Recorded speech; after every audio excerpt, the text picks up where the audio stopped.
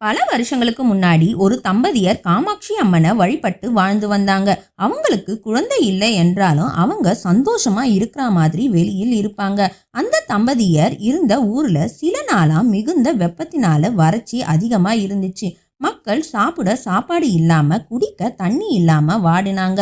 அந்த சமயம் அந்த தம்பதியர் அவங்க சேமிப்பு பணத்தை வைத்து தண்ணீர் மற்றும் உணவுப் பொருட்களை வெளியூர்ல இருந்து வாங்கி மக்களுக்கு உதவினாங்க.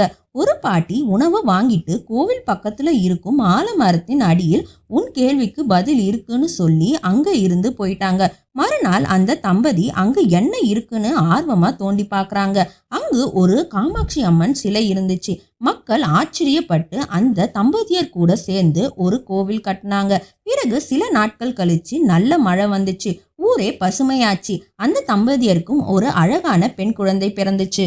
இந்த கதை உங்களுக்கு பிடிச்சிருந்தா லைக் பண்ணுங்க, ஷேர் பண்ணுங்க, மறக்காம சப்ஸ்கிரைப் பண்ணுங்க.